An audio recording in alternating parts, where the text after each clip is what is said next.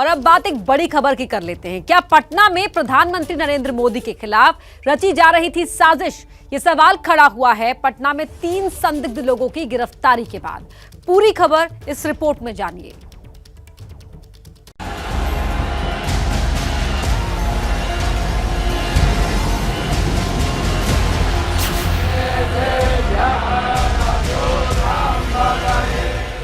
बाबा बैद्यनाथ की, बाबा बैद्यनाथ की। 12 जुलाई यानी बीते मंगलवार को प्रधानमंत्री नरेंद्र मोदी झारखंड गए थे। यहां देवघर में उन्होंने बाबा बैद्यनाथ की पूजा की।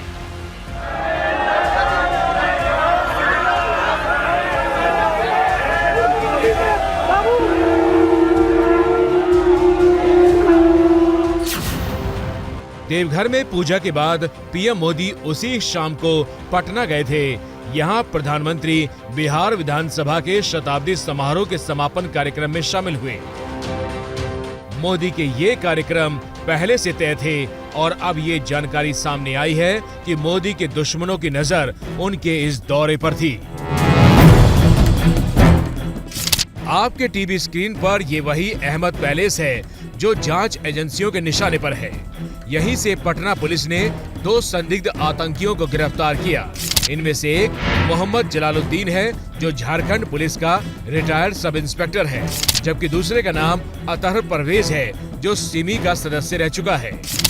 इनकी गिरफ्तारी का प्रधानमंत्री नरेंद्र मोदी से क्या कनेक्शन है, इसको समझने के लिए पहले ये जान लीजिए कि अब तक क्या कुछ सामने आया है।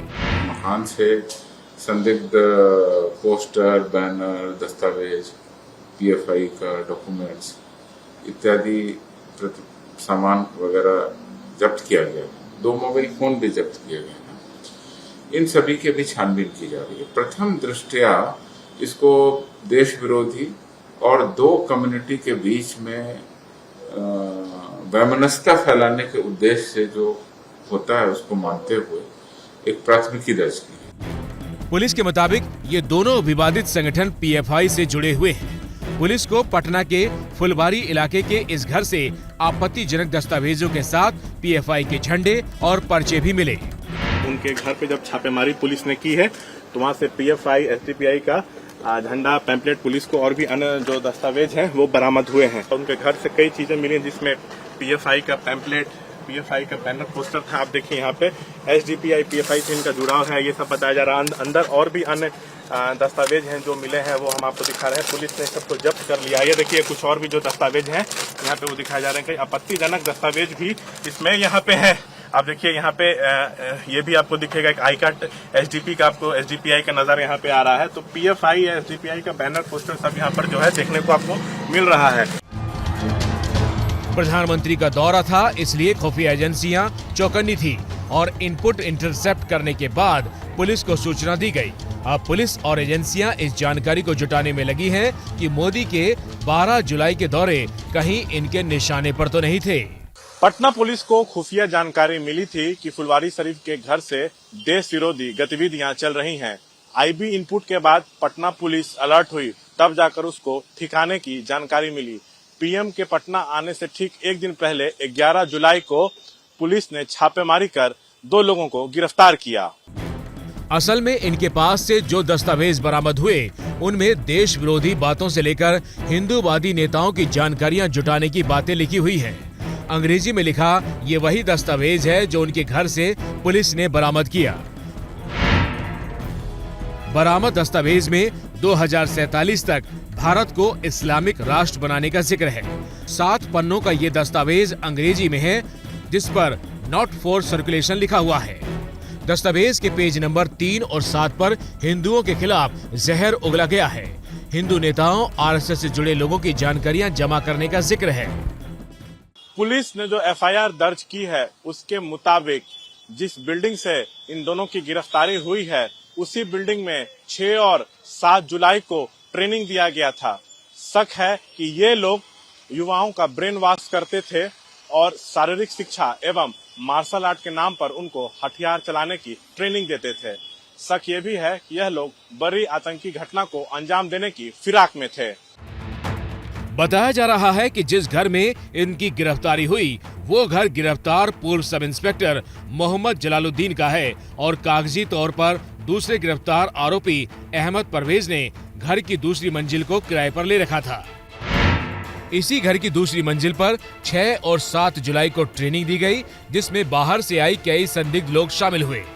हमारा मानना है कि लोगों को रेडिकलाइज करना चाहते थे और जो भी समाज के गुमराह लोग हैं या समाज के अशिक्षित बच्चे हैं या समाज के कम पढ़े लिखे बच्चे हैं या गरीब बच्चे हैं, उनको उनका ब्रेन वॉश करके उनको रेडिकलाइज करके और इंडिया विजन 2047 जो मिला है वो बहुत ही ऑब्जेक्शनेबल है, किसी विशेष समुदाय के अगेंस्ट में है। पुलिस एफआईआर के मुताबिक गिरफ्तार आरोपी अतहर ने खुलासा किया है कि पीएफआई के कहने पर सिमी के पूर्व सदस्यों को वो गुप्त संगठन से जोड़ रहा था, जिसका उद्देश्य मुसलमानों पर हो रहे कथित अत्याचार का बदला लेना और इस्लाम पर टिप्पणी करने वालों को निशाना बनाकर हमला करना था। पता चला कि ऑर्गेनाइजेशन बेसिकली मोबिलाइज करती थी, मस्जिद में और मदरसा में यूथ्स को मोबिलाइज करते थे और कठोरता की तरफ, जिसको हम अंग्रेजी में रेडिकलाइजेशन बोलते हैं, उसके लिए ये लगातार कार्यशील थे। पुलिस की एफआईआर में नुपुर शर्मा के नाम का भी जिक्र है। आरोपी अतहर के मुताबिक उदयपुर और अमरावती में हुआ कांड नुपुर शर्मा के बयान के खिलाफ चल रही मुहिम का ही हिस्सा था। एफआईआर के मुताबिक बिहार में बदले की इस मुहिम में करीब 2 दर्जन लोग सक्रिय तौर से जुड़े थे। एफआईआर में 26 सक्रिय लोगों के नामों का जिक्र है, जिनमें से पटना के रहने वाले 10 लोग हैं, दरभंगा मधुबनी के 3, कटिहार के 2, नालंदा, पूर्वी चंपारण, सारण, मुजफ्फरपुर, अररिया और वैशाली के 1 लोग हैं। एक शख्स कर्नाटक का है, जबकि मोहम्मद रसलान के जिला का जिक्र नहीं है। पुलिस एफआईआर के मुताबिक ये वो लोग हैं जो फुलवारी शरीफ की इस बिल्डिंग में आकर हिंसा की ट्रेनिंग देते और समुदाय विशेष के खिलाफ भड़काने का काम करते। इनमें से ज्यादातर लोगों का कनेक्शन पीएफआई के संगठन एसडीपीआई से भी बताया गया है। मतलब ये कि साजिश के तार काफी लंबे हैं।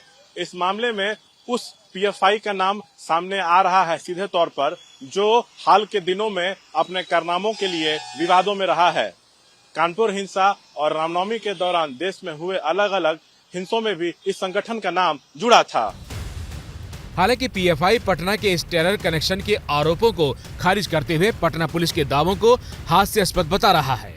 पुलिस अब सच का पता लगाने में जुटी है और जांच इस दिशा में भी हो रही है कि कहीं इन लोगों की साजिश 12 जुलाई को पटना गए पीएम मोदी के कार्यक्रम में गड़बड़ी फैलाने की तो नहीं थी। नहीं, उस प्रकार का कोई स्पेसिफिक इनपुट नहीं है कि ये प्रधानमंत्री जी के दौरे को लेकर ये हो रहा था। ये काफ़ी देर से हम इसको फॉलो कर रहे थे, लेकिन जैसा कि मैंने आप लोगों को बताया है कि जब इस प्रकार की हाई प्रोफाइल विजिट्स होती हैं और माननीय प्रधानमंत्री उनकी सुरक्षा को लेकर काफ़ी इनपुट्स आती हैं हम लोगों को, तो हम लोगों के जो भी सोशल मीडिया मॉनिटरिंग सेल्स होती हैं, स्थानीय इनपुट होती हैं, टेक्निकल इनपुट होती है, उसको हम लोग सुदृढ़ करते हैं। उसी क्रम में हमको जानकारी प्राप्त हुई थी कि इस प्रकार के प्रशिक्षण शिविर ऑर्गेनाइज किया जा रहा है। मोदी इससे पहले 2013 में जब बिहार गए थे तब आतंकियों के निशाने पर थे। तब पटना के गांधी मैदान की रैली में धमाके भी हुए थे। देखिए, पीएफआई को लेकर पटना में हुए खुलासे पर एआईएमआईएम प्रमुख असदुद्दीन ओवैसी का क्या कहना है। हमारे एडिटर सुमित अवस्थी से असदुद्दीन ओवैसी ने की खास बातचीत दिखाते हैं आपको। देश में कई मुद्दे उबाल ले रहे हैं। मोहन भागवत ने भी जनसंख्या के मुद्दे पर टिप्पणी कर दी है। जानवरों के साथ तुलनात्मक तौर पर उन्होंने कुछ बात कही है। और भी तमाम मुद्दे, इन्हीं तमाम मुद्दों पर बात करने इस वक्त हमारे साथ एआईएमआईएम के मुखिया और लोकसभा के सांसद असदुद्दीन ओवैसी साहब जुड़ रहे हैं। ओवैसी साहब, स्वागत है आपका एबीपी न्यूज़ पर। पहला सवाल मैं यही पूछना चाहूँगा, पटना में 3 लोग गिरफ्तार हुए और 2047 तक हिंदुस्तान को इस्लामिक देश में कन्वर्ट करना चाहते थे, पीएफआई से जुड़े हुए हैं, इसको आप कैसे देखते हैं? ये कैसा घटनाक्रम है? भारत का कोई मजहब नहीं है, भारत का कोई रिलीजन नहीं है, ना भारत के संविधान का कोई रिलीजन है। हम सबको अपने अपने मजहब पर चलने की इजाजत है। अगर कोई ये कह रहा है कि हम वो एक रिलीजन को कर देंगे, तो भैया आप नहीं कर पाएंगे। बहुत आए बहुत चले गए। अगर ये लोग इस तरह की बात कर रहे हैं तो वो तो कोर्ट में प्रूफ करना पड़ेगा वहां की बिहार की पुलिस को। मगर आप अगर कह रहे हैं तो आप ऐसे मेरा लोगों उस की पर मजम्मत रिएक्शन करते ये कि हैं। नहीं कर पाएंगे, ये हिमाकत है। बिल्कुल बिल्कुल, मैं तो कह रहा हूं ना कि भारत का कोई रिलीजन नहीं है। पीएफआई का नाम हर जगह आ रहा है असद भाई। तो क्या पीएफआई को बैन करने का वक्त आ गया है? आप मांग करेंगे? देखिए ये काम सरकार का है और मैं बैन के खिलाफ हूं। हाँ, जो जिनमें ताकत है वो चुनाव लड़ें और चुनाव लड़कर दिखाएं, मगर अगर आपको ये कहेंगे कि भारत को बदल देंगे, कैसा बदलेंगे भारत को आप? अगर इस देश में जनसंख्या नियंत्रण को लेकर कानून बनाने की बात चल रही है, वकालत की जा रही है, तो ओवैसी साहब को परेशानी क्यों है? आपको दिक्कत क्या है? देखिए, परेशानी मुझे नहीं है, परेशानी मोदी सरकार को है। इसलिए कि 2 अप्रैल 2022 को मौजूदा हेल्थ मिनिस्टर ने राज्यसभा में बीजेपी के एक एमपी ने प्राइवेट मेंबर्स बिल लाया, उस पर कहा कि कोई जबरन कानून नहीं बनाना है हमको। यही मोदी सरकार ने सुप्रीम कोर्ट में दिसंबर 2020 में लिख कर दिया एफिडेविट। एक बीजेपी के एक मेंबर हैं जो पीआईएल डालने के माहिर हैं, उसमें सरकार ने कहा कि हम 2 चाइल्ड नॉर्म के खिलाफ हैं। योगी साहब का बयान आया, मुख्यमंत्री का, मोहन भागवत साहब का बयान आया कि जानवर तो बच्चे भी पैदा करते हैं, बच्चे तो जानवर भी पैदा करते हैं, इस तरीके से उन्होंने कुछ बात कही। सिमिलरली गिरिराज सिंह ने कहा, जो कि केंद्र में मंत्री हैं, कि ये बिल तो आके रहेगा जनसंख्या नियंत्रण वाला। अगर ये बिल आ रहा है और इसका मकसद ये है कि कुल मिलाकर हिंदुस्तान की बढ़ती आबादी विकास के रास्ते में बाधक बन रही है, तो इसका तो हम सबको मिलकर स्वागत करना चाहिए। नहीं, सबसे पहली बात तो यह है कि मुझे स्ट्रॉन्ग ऑब्जेक्शन है कि इंसानों की तुलना जानवरों से की जा रही है। आखिर इतनी गिरावट सोच में क्यों आती है आरएसएस के लोगों में? भाई, इंसान तो इंसान है ना। पर रोटी एक बन रही है, खाने वाले 50 थे, वो बढ़ के 500 हो गए हैं आज़ादी के बाद से लेके अब तक। दिक्कत यहाँ पर भी तो है। अगर आज ये नियम कानून बनता है तो मुझे ऐसा क्यों लग रहा है कि असदुद्दीन ओवैसी संसद में इस बिल का विरोध करेंगे और मोमेंटम खड़ा करेंगे इस बिल का विरोध करने के लिए। एम आई राइट?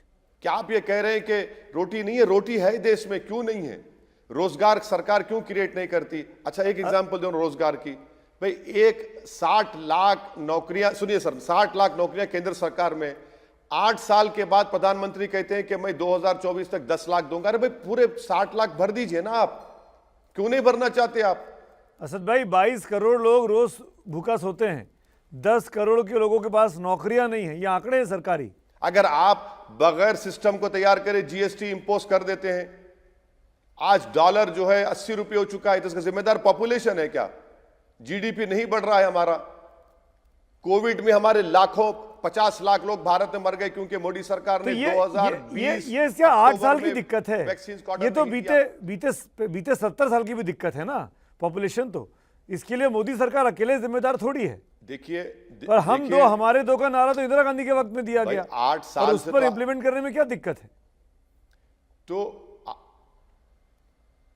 भाई, आप 8 साल से आप सरकार में हैं, आप उनसे नहीं पूछेंगे सुमित साहब कि सरकार ने क्या किया बताइए 8 साल में?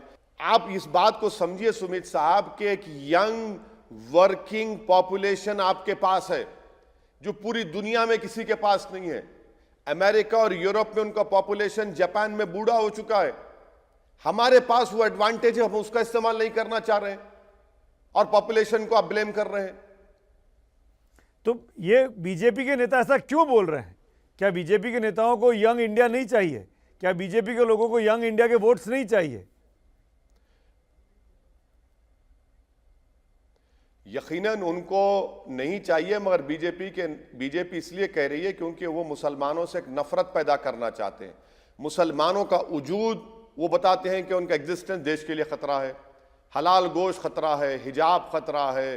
हाँ, अब तो आसाम में फ्लड आया तो बोले फ्लड जिहाद, नौकरियां मिल रही हैं तो बोले जॉब जिहाद, जमीन खरीदने जा रहे हैं तो बोले लैंड जिहाद।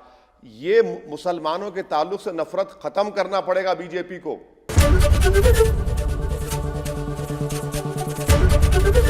एबीपी न्यूज आपको रखे आगे।